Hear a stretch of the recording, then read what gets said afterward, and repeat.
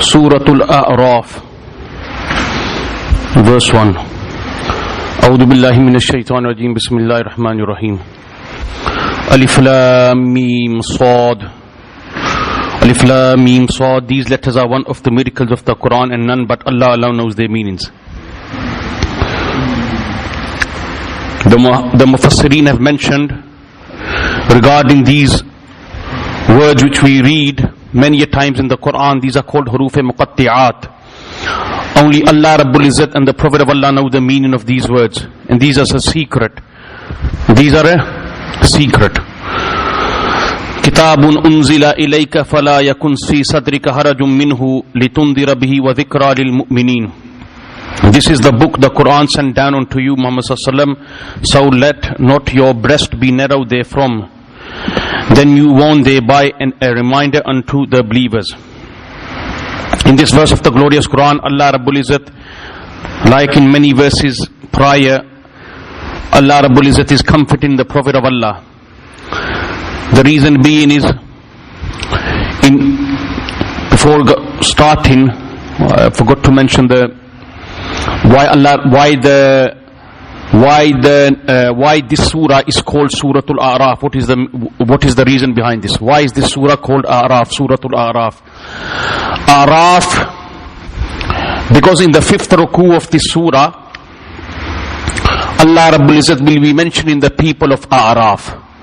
Araf is a station between Jannat and Jahannam, and Araf is from the word Araf, which means elevated place or small mountain or a tall wall. What will happen is that those people whose fate will not be decided because of their a'mal will be equal, meaning their goods and their evils will be equal in the pan. So Allah Rabbul Izzat will not decide their fate until Allah does not decide those people's fates whose fates are indefinite for Jannat or Jahannam. So once Allah will decide their fate, sending some to Jannat, some to Jahannam, then Allah Rabbul Izzat will come back to these people. And these people will be between Jannat and Jahannam on this elevated place. They will look at Jannat on one side and they will look at Jahannam on one side. They will see those people who Allah will destine from Jannah, they will see with their own eyes entering Jannah, and those people who Allah will destine for Jahannam, they will see with their own eyes. And regarding them, what will happen is, after Allah will destine those people for Jannat or Jahannam, Allah will come back to these people, and then Allah Rabbul Izzat, through His mercy, He will entitle these people to paradise. So Araf means a station between Jannat and Jahannam, where these people will be standing on that tall wall or that elevated place or small mountain. Yes, it's from the word Urf. Araf, Urf. Alright, that's why this surah is named after these, you can say, this group of people, the people of Araf. Alright, this is the 87th surah that was revealed in 87th, in Revelation this is the 87th surah, but in order it is the 7th. In order, so 86 surahs were revealed before this. Now, like I said, the means of revelation for the second verse was that when the Prophet ﷺ started to preach in Makkah, and he started to give decisive and indefinite proof regarding Allah's Tawheed and His Risala, this instigated animosity, hatred and grudge in the hearts of the disbelievers, and especially the mushrikeen. So they started to taunt the Prophet of Allah, scold the Prophet of Allah, harm the Prophet of Allah. So the Prophet of Allah was he was moved by this. What was he? He was emotionally hurt. Emotionally he was hurt by this. So Allah Rabbul Izzat is saying, this is the book the Quran sent down unto you, Muhammad sallallahu alaihi wasallam. So let not your breast be narrow therefrom. This narrow the chest of the Prophet of Allah, meaning do not let this you can say environment or this situation narrow your heart. You carry on doing your work. You carry on doing what? Warning these people that if these people do not restrain from what they are doing, they will end up in Jahannam. The ultimate abode is Jahannam. The wrath of Allah Rabbul Izzat. Keep on warning these people, and a reminder unto the believers. And where this is a warning for the disbelievers, this is a means of comfort for the believers. And keep on reminding what? That if you are steadfast, if you do this, your ultimate abode in the hereafter is Jannah. In the previous surahs, Allah was in the previous surah, Allah spoke about His Tawheed a lot. In this surah, Allah Rabbul Izzat will be speaking about Risala, prophethood. About what? That's what Allah will mention many. And then the repercussions, the consequences of not accepting prophethood and the prophets of the time. That's why Allah will mention many things in this surah. The incident of Sayyidina Ibrahim alayhi salam, Sayyidina Nuh alayhi salam, Sayyidina Musa alayhi salam, etc. Many people will be, Allah will touch many prophets' lives in this surah. So Allah, the main, you can say, gist of this whole chapter, this surah is prophethood. What is it? And in the previous was Tawheed. And Allah Rabbul Izzat presented Himself and gave such proofs regarding His existence which were indefinite, that no one could. The Prophet silenced the mushrikeen, regardless of the Prophet being in Makkah, Medina, he silenced them. Alright. Now Allah Rabbul Izzat is saying, when this is the case, what is the case? That the purpose of the Prophet of Allah is to make those people scared regarding the repercussions of their a'mal in this dunya, not only in this dunya but in the hereafter, and at the same time where it is a zikra, it is a means of comfort for the mu'mineen. You got to remember that in the following verse, Allah Rabbul Izzat is saying, when this is the case, it is a must, it is incumbent on mankind to follow the prophets. When this is the case, when you are scaring the people of the consequences of the hereafter, that there's only two stations in the hereafter. So it is, so the Bani Adam, mankind in general, it is incumbent on them to follow the prophets. This is the following message Allah has given in verse 3. اتَّبِعُوا مَا أُنزِلَ عَلَيْكُم مِّن رَبِّكُمْ وَلَا تَتَّبِعُوا مِن دُونِهِ أَوْلِيَاءَ قَلِيلًا مَا تَذَكَّرُونَ. Say Muhammad sallallahu alaihi wasallam, to these idolaters, pagans of your folk, follow what has been sent down unto you when this is the case. That you are, what are you? That you are litunzira bihi wa zikra lil mu'minin. When this is your objective, goal, purpose, then it is incumbent on Bani Adam, meaning the children of Adam alayhi salam, to follow the prophets, and especially you. Say Muhammad sallallahu alaihi wasallam, to these idolaters, pagan Arabs of your folk, follow what has been sent down unto you from your Lord, the Quran and the Prophet Muhammad sallallahu alaihi wasallam sunnah, and follow not any awliullah, protectors and helpers who order you to associate partners in worship with Allah. Besides Him, little do you remember. Qalilan ma tazakkarun. People should ponder and people should think what they are doing. Instead of following the prophets, they are following the small group of people, or these people who haven't got intellect, who haven't got understanding, who are going to destroy their dunya. Not only destroy their dunya, but destroy their akhirah as well.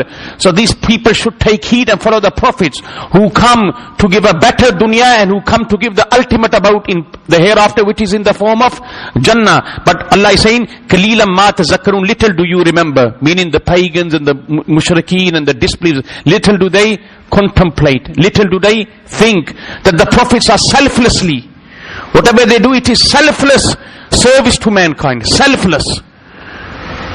No, there is no hidden greed, no hidden objective, no hidden goal, no nothing. There's no selfishness in their nature. It's selfless, just for the guidance of mankind. These people who are there, these mushrikeen, whoever they are following, these Yahud and Nasara, whoever they are following, those people who are there following, they are selfish in their cause. They are not doing it selflessly. The Prophet is doing everything selflessly. If you are scolding him, the Prophet ﷺ is bearing this scolding of yours, tolerating this scolding, it is to please Allah Rabbul Izzat. So you should tell the difference, and you should see the difference with your own eyes as well. So Allah Rabbul Izzat is saying, in this, so mankind, Bani Adam, and especially these mushrikeen who the Prophet ﷺ was sent in, they shouldn't be heedless. They should think a little bit. وَكَمْ مِنْ كَرْيَةٍ. Now Allah Rabbul Izzat has mentioned the repercussions. Alright, you follow whatever minority you want to follow, you follow those little people who haven't got understanding. But whatever the case, if you do good, you will reap the fruits. If you do bad, you will reap the fruits. You will reap the evil, not the fruits. Now Allah is mentioning the repercussions. Alright, don't believe in the Prophet, what will happen? You know what will happen? That thing will happen, what happened to the nations of the past, Allah mentions. And a great number of towns, وَكَمْ مِنْ كَرْيَةٍ أَهْلَكْنَاهَا فَجَاءَهَا بَأْسُنَا بَيَاتًا أَوْ هُمْ قَائِلُونَ. And a great number of towns, their population we destroyed for their crimes. This is what will happen. When? Subhanallah. Our torment came upon them suddenly, by night, or while they were taking their midday nap. Allah mentions 2 times. Allah hasn't mentioned 3 times. Allah didn't say my punishment came in the day, my punishment came in the night. Allah specifically mentioned in 2 times. What times? The night or the midday nap, which is called in Arabic qaylula. What is it called? This is the sunnah of the Prophet of Allah. Before Zohar, or you could do it in Pakistan it is practiced before Zohar in the Madaris, before Zohar. Because after Zohar, what we do is we study. So it's practiced before Zohar. After lunch, go to sleep an hour. You can do it after Zohar or before Zohar. But the purpose of this rest in this nap is to give you energy to stand up at night. The purpose is not to rest your body. The purpose is to give yourself strength so you can get up at night for tahajjud. Alright. Now Allah mentions 2 times here. Why?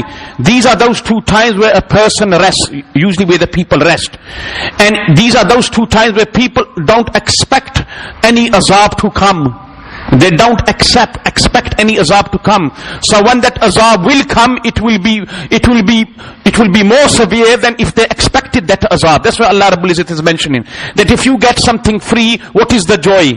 The joy is different. You're getting something free. On the same token, if you are not expecting something and something happens, this is going to put more fear in you, and it's going to make you more perplexed. What's happened? So that's why Allah has mentioned only 2 times. Alright. What times? The night and the noon nap, which is called in Arabic Kaylula. There's a rest after Asr, which is called Haylula. And there's a rest after Maghrib, which is called Faylula. It is not recommended to rest after Asr. It is not recommended. Alright. فَمَا كَانَ دَعْوَاهُمْ إِذْ جَاءَهُمْ بَأْسُنَا إِلَّا أَنْ قَالُوا إِنَّا كُنَّا ظَالِمِينَ. Now, no cry did they utter when our torment came upon them but this: really we were zalimeen. But what's the point now? All those nations that experienced the torment of Allah Rabbul Izzat or the wrath of Allah Rabbul Izzat, when the wrath came on them, then they realized, yes, we are zalimeen. We were wrongdoers. But it's too late now. You have to take heed while Allah Rabbul Izzat has given the chance and the opportunity. And what is the chance? What is the chance in the eyes of Allah? What is the chance in the eyes of Allah Rabbul Izzat? It is before the punishment comes. When the punishment comes, chance is over now. You can do as much tawbah as you want, your tawbah will not be accepted. That's why Fir'aun, it is mentioned that Fir'aun, when he saw Malakum Maut, say the angel of death coming, he read the kalima of Musa. But Sayyidina Jibreel alayhi salam, Sayyidina Jibreel, not Israel, Jibreel, he put his hand in his mouth. He said, I'm not going to let you utter these words. All your life, you disrespected Musa. You claim to be Allah. You were such a great and a big zalim.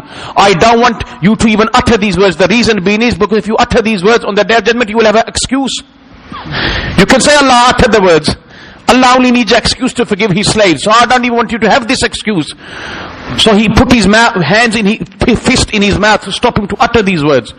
But even if he did utter the words, according to the Sunnah, the principles of Sharia, it was too late. But on the day of judgment, who knows the mercy of Allah Rabbul Izzat? Allah Rabbul Izzat, the mercy can encompass Allah's mercy on the day of judgment can encompass the zalimeen as well. It's up to Allah to forgive or to punish. We can't say, yeah, the law is, the principle is, you are a zalim, Jahannam is your destination. Yeah, Jahannam is your destiny, no doubt about it. But Allah can forgive if He wants. Can He? Yes, finish. Alright. No cry did they utter when our torment came upon them, but this really we were zalimeen. That's why He said,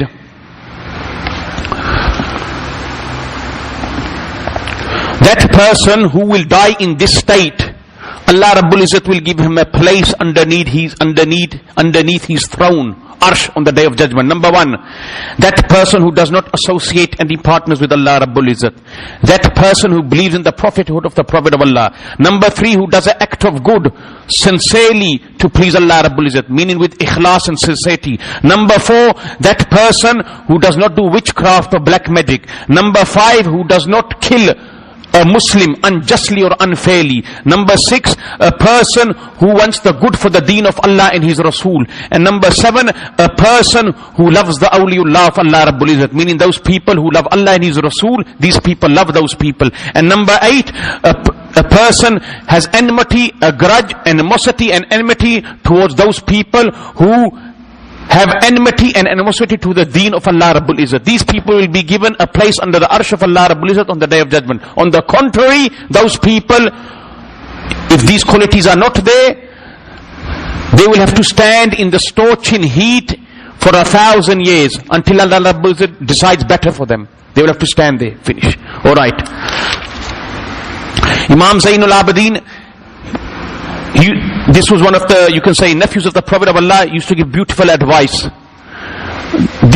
Such many things have been attributed or narrated to Imam Zainul Abidin, because he was a great abid.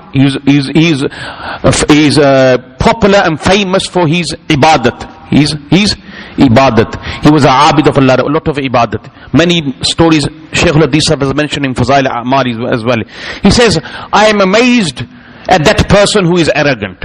Who is? That doesn't he see doesn't he look at how he came in this dunya? He came from a dirty clot of bud, and he will become a jifa one day. What's a jifa? A dead corpus. And he will be buried underneath the ground. Why is he being arrogant? He should look at his origin, a dirty clot of blood.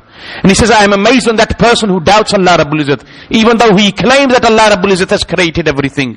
And I am amazed on that person who rejects the hereafter, that there is no hereafter, and he knows for sure that this dunya will perish one day. The dunya will end one day. And he says, I am amazed on that person who works for Dar-e Fina, who is working in this dunya for this dunya, but he is not working for the hereafter, which will remain forever, which will never perish, which is everlasting. So he's working for that dunya, he's working for that station which will perish, end one day, and he's not working for that station or that place which will remain forever. What beautiful advice Hazrat has given. The Prophet of Allah said, on the day of judgment, the heaviest thing in the scale will be a person's khuluq, his akhlaq. Remember, the Prophet of Allah said, "Bu'istu liyutammima makarim al-akhlaq." One of the goals and objectives why Allah Rabbul Izzat sent me was to perfect akhlaq. Was to perfect akhlaq.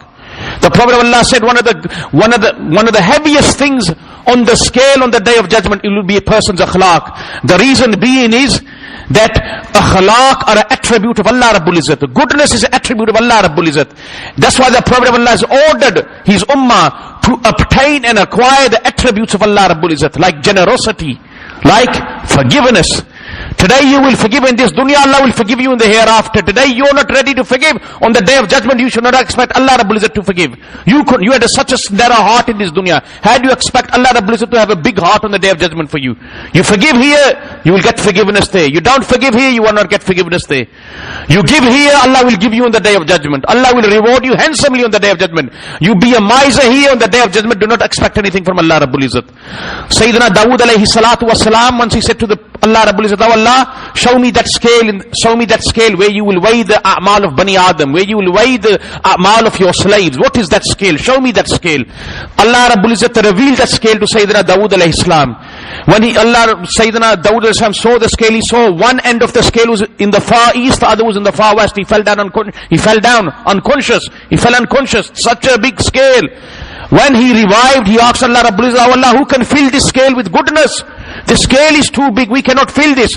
He said, "If you give one date in my path with sincerity to please me, this will be enough. I will fill that scale with my fazl. I will fill the scale. So at the end of the day, the scale can be as big as it is. No problem. I will fill the scale with my mercy. As long as you spent one date, you gave one date in my path solely to please me, this will be enough to fill that scale of goodness." Subhanallah. This is the mercy of Allah Rabbul Izzat. That's why I said on the day of judgment, one a'mal will be the difference between a person's abode in Jannat and a person's abode in Jahannam. One a'mal. It is said on the day of judgment. There's a buzurg, a saint. He says, someone saw a saint in a dream, and he said to this, he asked the saint, "How did Allah Rabbul Izzat treat you?" He said, "Look, when Allah Rabbul Izzat weighed my a'mal, my actions, my scale of evil outweighed the scale of good. But what happened is, suddenly I saw a little bag come from the sky, a small bag, a leather sack. And it came and it dropped in the scale of goodness, where my a'mal were, a'mal salihah were, where my good a'mal were. It dropped on that pan, and this made this pan more heavier than the pan of evil. So Allah Rabbul Izzat said to me, "Do you know what this is?" He said, "No." Allah Rabbul Izzat says, "This is that dust which you picked up and you put on your fellow brother's grave." That dust. Because you went along with the janazah, And you had the decency to pick some books of origin, you didn't have this arrogance, you picked it up and you put it on your brother's grave. It was that. The Prophet of Allah said on the Day of Judgment, a person will be brought forward and his amal will be brought forward. His span of evil will outweigh his span of good. Now, when this will happen, he will say, what will happen is that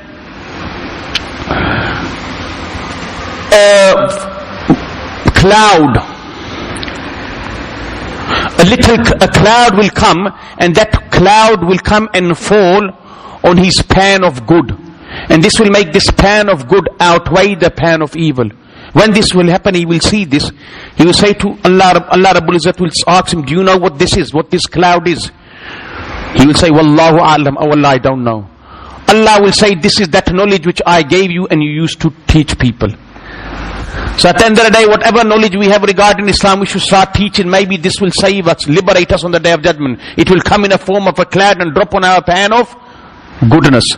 It is said, a person on the Day of Judgment, as I'm just mentioning this, that one amal sometimes will be the difference between Jannat and Jahannam, one amal. Today we take it very easy. We don't take heed. That's why the Prophet of Allah said to Sayyidina Aisha Siddiqa radiyallahu ta'ala an, do not let any khairat go past. Khairat means act of goodness. Maybe this is the difference of forgiveness and this is the difference of Jahannam. This one act. Do not take it lightly. Maybe this will be the difference on the Day of Judgment. Remember, whenever a good urge comes in the heart, this is a guest from Allah Rabbul Izzat. It's a guest from Allah when the good urge comes to do something good. If you say labbaik wa sa'adaik at that time, you respond to that urge. It's a guest, it will come again. You do not respect it, it will not come. Allah will give you 2-3 chances. That guest will come to you 2-3 times. After that, that guest will realize this person does not host me. He doesn't give me any importance. He will not come.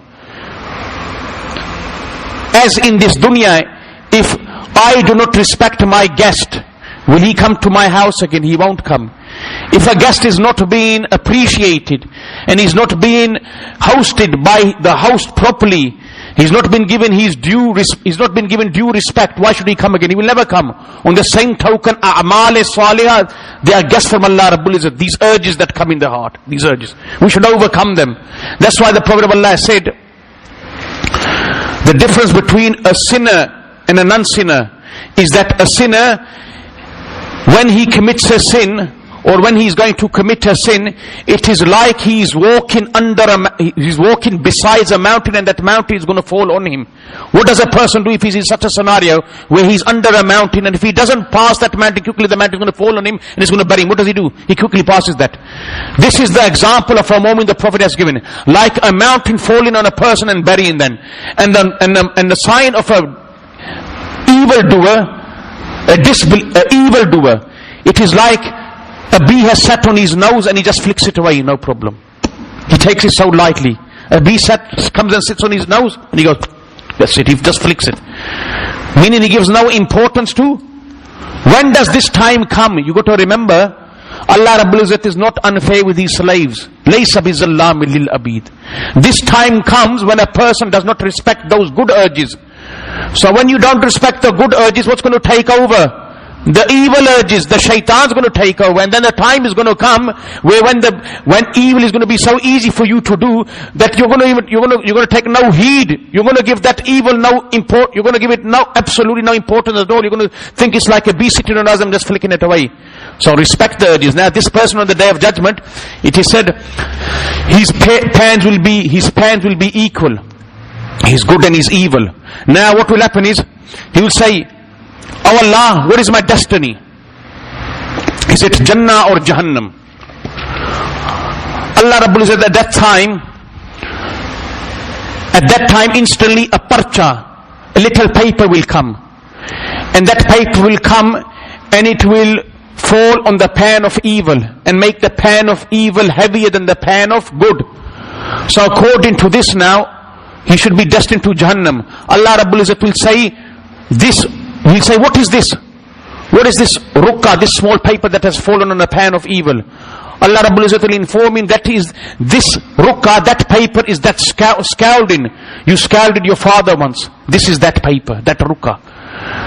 Today you will have to face its consequences. It will be placed on the pen. The pen of evil will go down and the pen of good will go up. When he will see this. Now what happens is, when he will see this, Allah will say, he is destined now, the angels are taking him to Jahannam. He will say to the angels, give me one chance, I want to speak to Allah Rabbul Izzat. He says, I want to speak to Allah. Take me to Allah Rabbul Izzat. I want a word with Allah Rabbul Izzat. So the angels will take him to Allah Rabbul Izzat. He will say to Allah Rabbul Izzat, oh Allah, looking at my father, I knew my father was going to be destined for Jahannam. Because there was no salat in his life, there was no roza in his life, there was no goodness in his life, there was nothing in his life. Yes, I knew if you shower your fazl and your mercy is a different matter, but according to the law which you have set in the Quran, Jahannam is his destiny. And looking at myself, I had hoped that inshallah I will go to paradise. But he goes, what paradise is that where my father is gone to Jahannam? That paradise would have been Jahannam for me. That paradise would have been Jahannam for me, where my father is being tormented and where my father is being punished in Jahannam. That's why I played this game. So I can go in Jahannam with my father, and then I can come out and talk to you. I did this, I deliberately did this. Intentionally I did this out to go to Jahannam with my father, and then once I am Jahannam, I would have come out, or I would have spoke to the angels to ask you to have a word with, I want a word with you. So when Allah Rabbul Izzat will hear this from him, Allah Rabbul Izzat will smile, and he will say, look, you were disobedient in this dunya to your father, but in the hereafter you are obedient. Go, I forgive you and your father. Both of you go. He goes, you were disobedient in the dunya, but in the hereafter you are obedient. You had so much compassion for your father. I forgive you and your father. Alright. It is said on the day of judgment, 70,000 people without any accountability will enter Jannah. We should pray that we are amongst them. How many? The figure is not big. Very small. 70,000. And there are such people where Allah Rabbul Izzat will not place the scale for them. There will be such people where Allah will shower His mercy and reward upon them.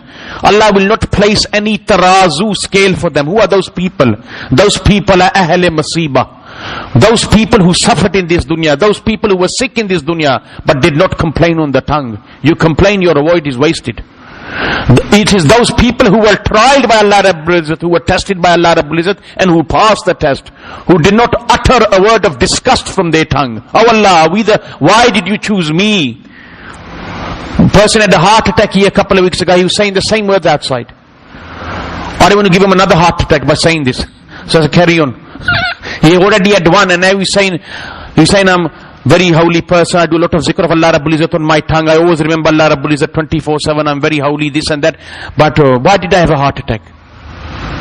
Now whatever he went through, however he tolerated this incident, he wasted the reward. This instantly came in my mind, he wasted the reward.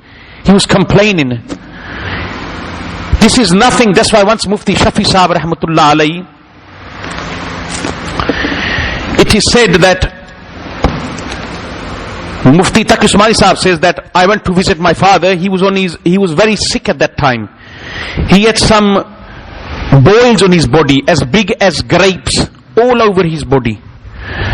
And someone came and informed that your son Zaki Kaifi has passed away. He's the owner of Darul Isha'at in Maktab al-Islamiyat in Lahore.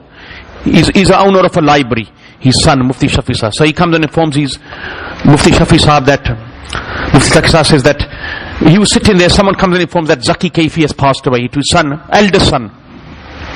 When Hazrat hears this, he instantly says some words of disgust. Something come out of his mouth. Some wrong words came out of his mouth. Mufti Sahab was sitting there. Instantly, Mufti Shafi Sahab remembered.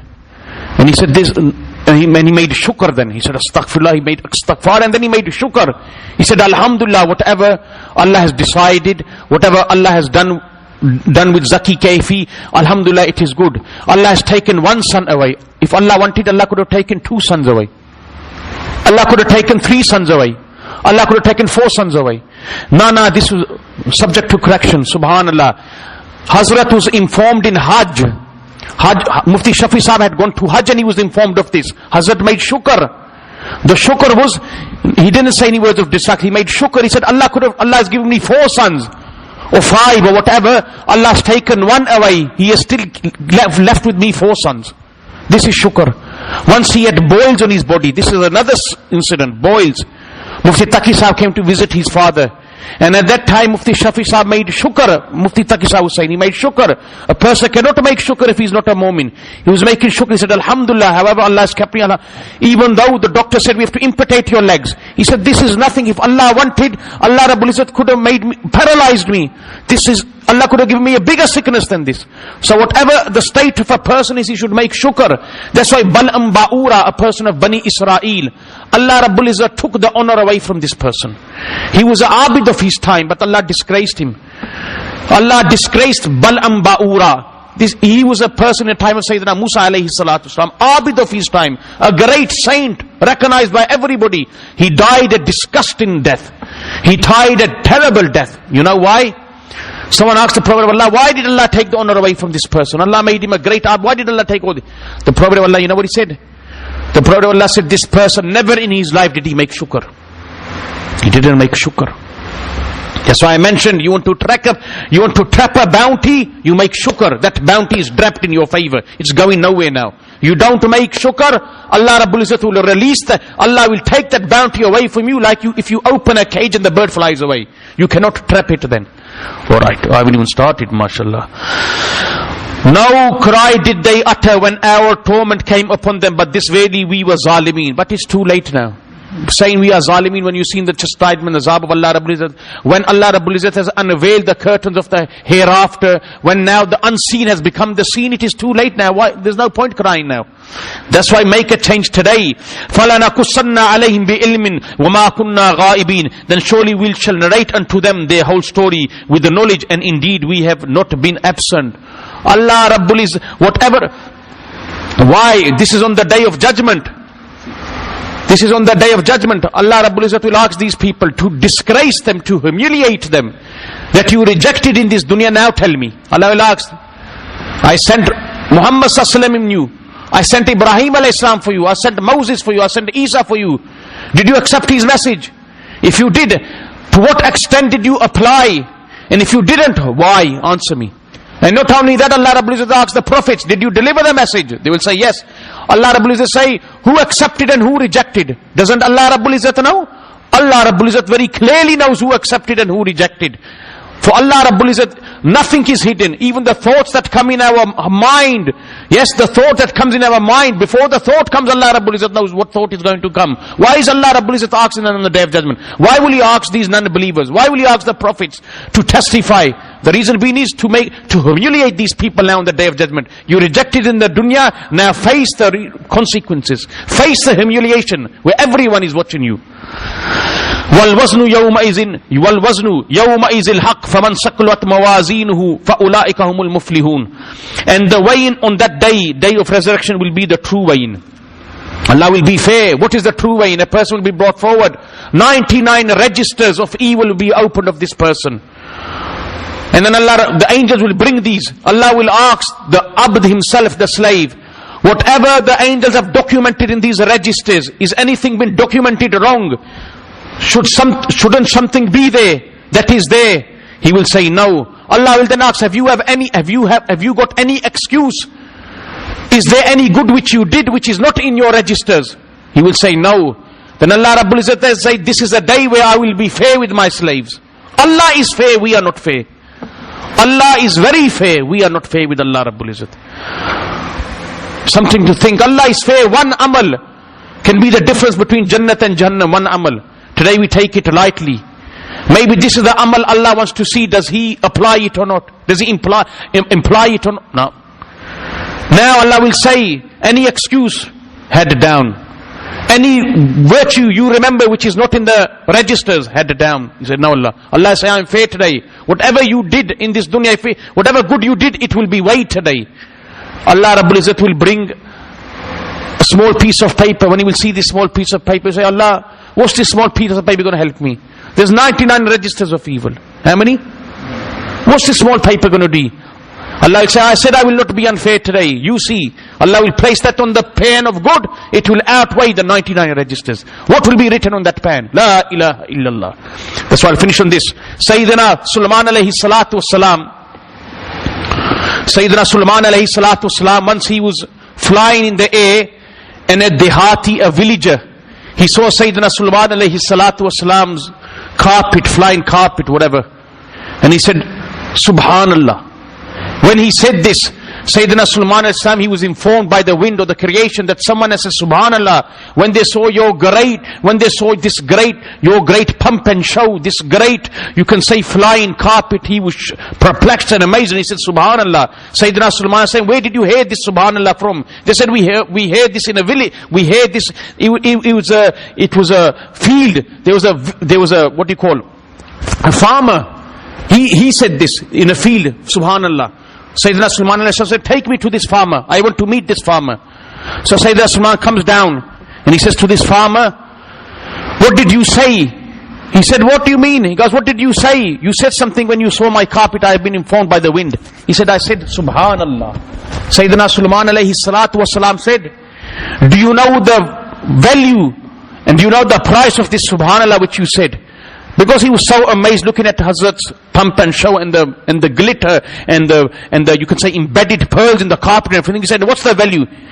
Sayyidina Sulaiman alayhi salam, the value of this is not greater than my carpet, it is greater than the 7 heavens and the 7 skies. You know why? I'll tell you the logic today. You know why? Something to understand today. What is the logic behind this? Why, how can Subhanallah be greater? Subhanallah will never perish. The effect and the asr of Subhanallah will never die because there's Allah in there. Everything will die, come to end. Everything will perish. Allah will not perish. Even Malak or Maut will perish. Allah will not perish. There's Allah in there. Allah's effect and Allah's zat. Wal awwal wal akhir wal zahir wal batin.